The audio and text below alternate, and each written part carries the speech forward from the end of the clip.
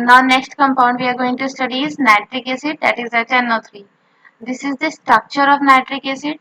You can see uh, the real structure, you can see same structure is given in NCERT but एकदम से structure बताएं कि यहाँ double bond से oxygen join रहता है कोऑर्डिनेट बॉन्ड से।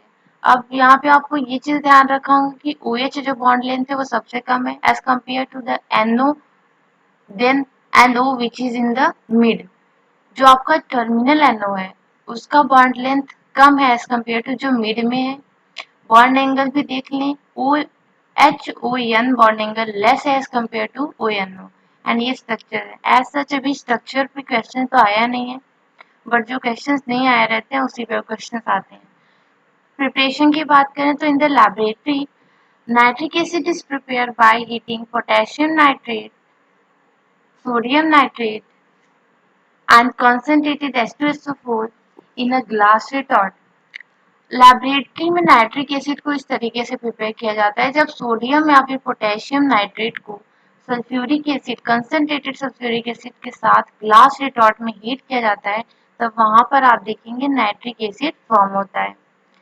On the large scale it can be prepare by the Ostwald process. See, ये आपने लैबोरेटरी मेथड पढ़ा, बट लार्ज स्केल या फिर बात करते हैं इंडस्ट्रियल मेथड का, तो ये प्रिपेयर होता है ओस्वाल्ड प्रोसेस के थ्रू।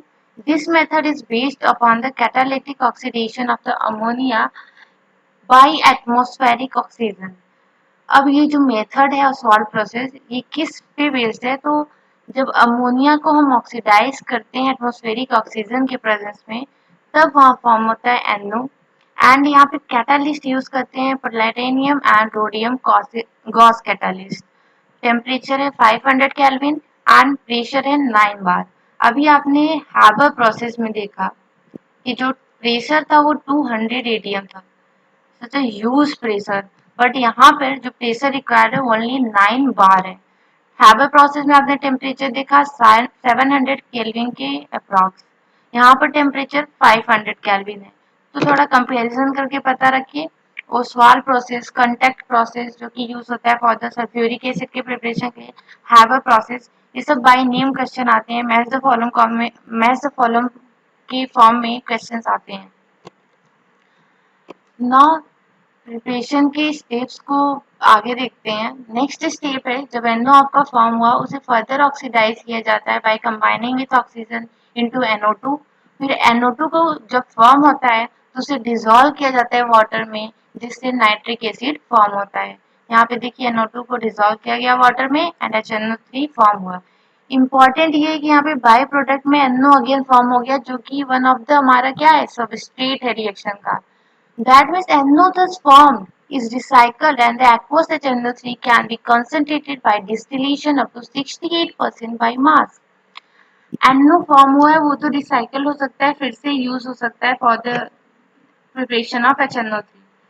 एंड जो HNO3 यहाँ पे फॉर्म हुआ है वो एक्वस फॉर्म में है, दैट मीन्स इसमें कुछ वाटर मॉलिक्यूल्स भी प्रेजेंट है एंड इसे हम कंसंट्रेट कर सकते हैं डिस्टिलेशन के थ्रू अप टू 68%। एंड यही आपका क्या है, लैबोरेटरी ग्रेड HNO3 है। See by mass, further concentration to 98% can be achieved by dehydration with concentrated H2SO4। अभी हमें और ज़्यादा कंसनट्रेट करना है तो हम उसे डिहाइड्रेशन करेंगे, किसका यूज करके, कंसनट्रेटेड H2SO4 का। फिर कंसनट्रेटेड H2SO4 का यूज यहाँ पे इसलिए कर पा रहे हैं क्योंकि HNO3 इटसेल्फ एक एसिड है, तो एसिड एसिड का रिएक्शन तो होगा नहीं, और हम H2SO4 को यूज करते हैं as a dehydrating agent for those molecules और compound which do not react with H2SO4। तो यहाँ पे HNO3 जो है H2SO4 से रिएक्ट नहीं कर रहा है, इसलिए हम यूज कर रहे हैं H2SO4 का यहाँ पे as a dehydrating agent for HNO3। Now physical properties of HNO3 की बात करें तो it is a colourless liquid. Nitric acid क्या है, कलरलेस लिक्विड है। Freezing point 231.4 kelvin, boiling point 355.6 kelvin and laboratory grade nitric acid contains 68% of nitric acid by mass। Specific gravity is 1.504। See, ये values आप नहीं भी याद रखेंगे तो भी चलेगा, बस इतना याद रखें अगर सल्फ्यूरिक एसिड और नाइट्रिक एसिड में किसकी ज्यादा होती है। लैबोरेटरी ग्रेड नाइट्रिक एसिड 68%, जो कि मैंने आपको पीछे बताया। स्पेसिफिक ग्रेविटी 1.5 के अप्रॉक्स होता है। केमिकल प्रॉपर्टीज की बात करें तो फर्स्ट केमिकल प्रॉपर्टीज है, in aqueous solution nitric acid behave as a strong acid giving hydronium and nitrate ion. Nitric acid aqueous solution में क्या होता है, ब्रेक हो जाता है nitrate ion and hydronium ion में। ये इतना रैपिड होता है, इसीलिए NO3 को स्ट्रॉन्ग एसिड माना गया है। सेकेंड ये पॉइंट है that concentrate nitric acid concentrated nitric acid is a strong oxidizing agent, attack most of the metal except the gold and platinum. The product of the oxidation depend upon the concentration of the acid, temperature and nature of metal. Concentrated nitric acid बहुत ही powerful strong oxidising agent है। सभी metal को वो oxidise कर देता है accept gold and platinum. और जो प्रोडक्ट होता है ऑक्सीडेशन का वो डिपेंड करता है कंसंट्रेशन ऑफ द एसिड पर, टेम्परेचर पर and nature of metal. That means overall वो कंडीशंस पर भी डिपेंड करता है कि रिएक्शन किस कंडीशन में हो रहा है। नेक्स्ट पॉइंट है concentrated HNO3 can oxidise non metal into the ईक acid. Concentrated HNO3 nitric acid को उनकी ईक एसिड में भी ऑक्सीडाइज करता है। So these are the points। अब इन्हीं के बेस पे क्वेश्चन है, टेबुलर फॉर्म में दिया है। एग्जाम्पल्स हैं दैट कंसंट्रेटेड HNO3 को अगर ट्रीट करते हैं जिंक के साथ, यहाँ पे जिंक नाइट्रेट बन गया है। कॉपर के साथ copper nitrate, carbon charcoal that is CO2 and water में कन्वर्ट हो गया है। कार्बन डायमंड नहीं रिएक्ट करता। कार्बन आप कह सकते हैं रेजिस्टेंस होता है एसिडिक और किसी भी एल्कलीज के अगेंस्ट। बोरॉन बोरिक एसिड में, फास्फोरस फास्फोरिक एसिड में, आर्सेनिक आर्सेनिक एसिड में, सल्फर सल्फ्यूरिक एसिड में, टीन एंड यहाँ पे H2SNO3 दैट इज ईक एसिड में, I2 को आयोडिक एसिड में। ये सब ईक एसिड के फॉर्म में अपने कन्वर्ट हो जा रहे हैं। Hydrogen sulphide that is H2S sulphur में, यहाँ पे -2 है, यहाँ पे 0 है, दैट मीन्स ऑक्सीडेशन हुआ है। SO2 आपका कन्वर्ट हो रहा है सल्फेट में। सी कार्बन ग्रेफाइट कन्वर्ट हो जा रहा है मेलाइटिक एसिड में। एंड साथ में इन सब के साथ एक गैस भी रिलीज हो रहा है that is the NO2 gas, जिसको हम ब्राउन गैस भी कहते हैं। एंड ये क्या होता है, एसिडिक होता है। ये रिएक्शंस इंपॉर्टेंट हैं, साथ में क्या बन रहा है, ये दोनों रिएक्शंस को भी हम डिटेल में स्टडी करेंगे क्योंकि इन रिएक्शंस पे आप देखेंगे कुछ कंडीशंस है जिनसे प्रोडक्ट वेरी कर जाते हैं। So move to see that conditions. Conditions से पहले हम कुछ पॉइंट्स हैं जो आपको, आप कह सकते हैं कंसेप्ट्स हैं, जो कि इनको याद करने से पहले ही आपको समझना एक इम्पॉर्टेंट हो जाता है। फर्स्ट है दैट अगर नेगेटिव SRP वाले मेटल्स हैं, that is standard reduction potential, वहाँ पे मेटल्स का नेगेटिव है, तो अगर वो कंसंट्रेटेड नाइट्रिक एसिड से रिएक्ट कर रहे हैं तो वहाँ पे मेटल नाइट्रेट और NO2 गैस रिलीज होगा। बट वही डाइल्यूट HNO3 से रिएक्ट कर रहे हैं तो मेटल नाइट्रेट N2O रिलीज होगा। वेरी डाइल्यूट है तो मेटल नाइट्रेट अमोनिया या फिर अमोनियम नाइट्रेट रिलीज होता है। अब याद रखें नेक्स्ट ये है कि अगर पॉजिटिव SRP या फिर लेड मेटल है तो यहाँ पे कंसंट्रेटेड वाले के साथ तो प्रोडक्ट वही रहेगा metal nitrate NO2, but dilute वाले के साथ चेंज हो जाएगा। मेटल नाइट्रेट तो सेम रहेगा बट NO जो है वो चेंज हो जाएगा। वेरी डाइल्यूट के साथ तो रिएक्शन ही नहीं देगा। मेटलाइड एंड नॉन मेटल की बात करें या फिर टीम की, तो वो जब कंसंट्रेटेड HNO3 से रिएक्ट करते हैं तो ईक एसिड एंड NO2 फॉर्म कर रहे हैं। डाइल्यूट के साथ और वेरी डाइल्यूट के साथ रिएक्शन ही नहीं दे रहे हैं। अब इसी चीज को हम अप्लाई करते हैं एग्जाम्पल में।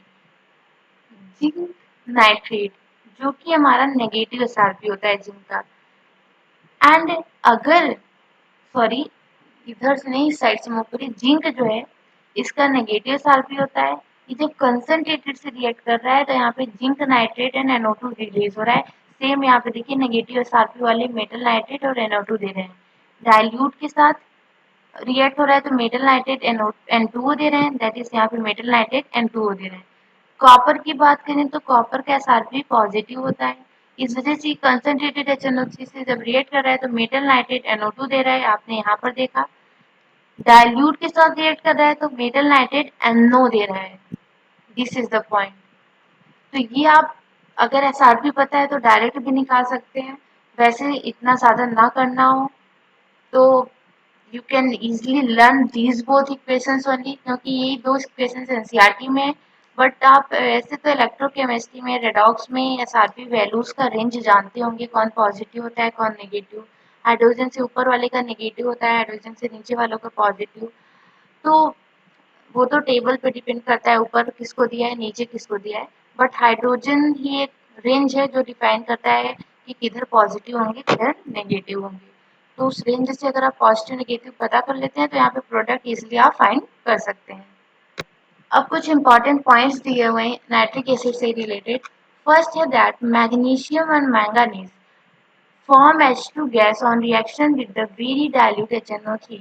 जब मैग्नीशियम या फिर मैंगानीज वेरी डाइल्यूट HNO3 से रिएक्ट करते हैं तो वहाँ पे H2 गैस रिलीज करते हैं। याद रखें वेरी डाइल्यूट से भी यहाँ पर ये मेटल्स रिएक्ट कर जा रहे हैं।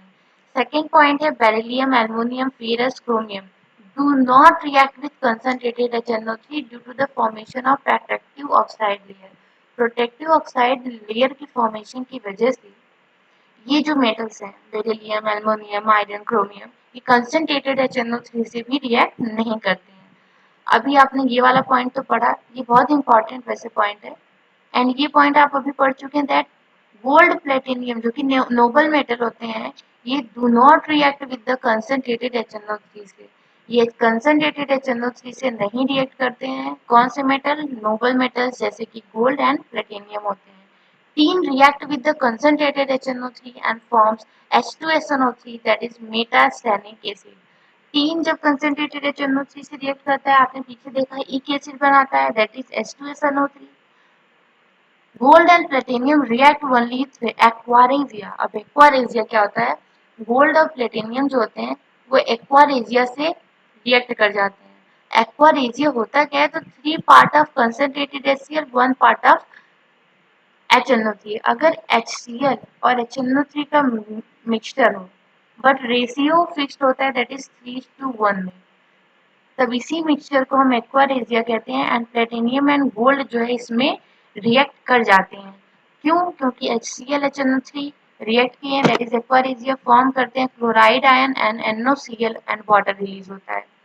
यही क्लोराइड आयन जब आप गोल्ड डालते हैं फिर प्लेटिनियम डालते हैं वो रिएक्ट करके उनके क्लोराइड्स बना लेते हैं, metal chloride that is gold chloride या फिर प्लेटिनियम क्लोराइड। देन अगेन वो HCl से रिएक्ट कर जाते हैं। गोल्ड तो नहीं रिएक्ट किया बट गोल्ड क्लोराइड रिएक्ट किया और बनाया ऑरिक एसिड, और प्लेटिनियम वाले रिएक्ट किए और बनाए प्लेटिनिक एसिड। ये दोनों रिएक्शन बहुत इंपॉर्टेंट है, एनसीईआरटी में भी दिया है, आप छोटे क्लासेस से भी पढ़ते आए होंगे। एक्वारेजिया में गोल्ड और प्लेटिनियम डिसॉल्व होते हैं एंड ये कॉम्प्लेक्स कंपाउंड फॉर्म कर रहे हैं। यूजेस की बात करें तो जो मेजर यूज होता है नाइट्रिक एसिड का, first major use in the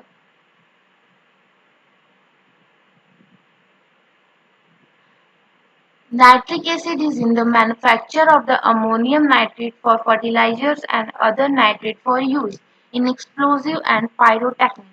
nitric acid का यूज करते हैं फर्टिलाइजर्स के मैन्युफैक्चर में like ammonium nitrate and other nitrates का भी यूज करते हैं एक्सप्लोजिव और पायरोटेक्निक्स में।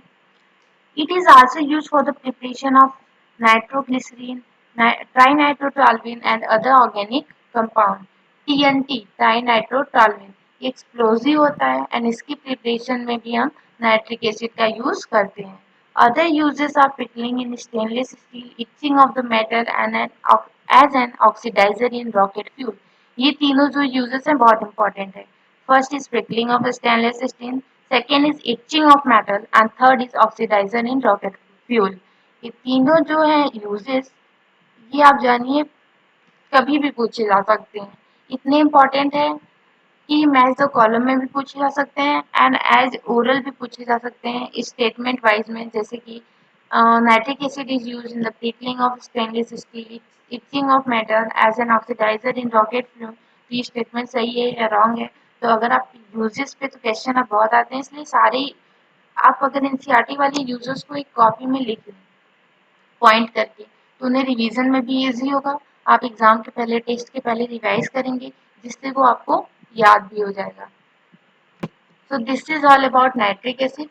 नाइट्रिक एसिड सच में बहुत ही इंपॉर्टेंट टॉपिक है, स्पेशली ये वाला पॉइंट जो आपने पढ़ा, जिंक और कॉपर का रिएक्शन जब होता है नाइट्रिक एसिड से. So this is all about nitric acid.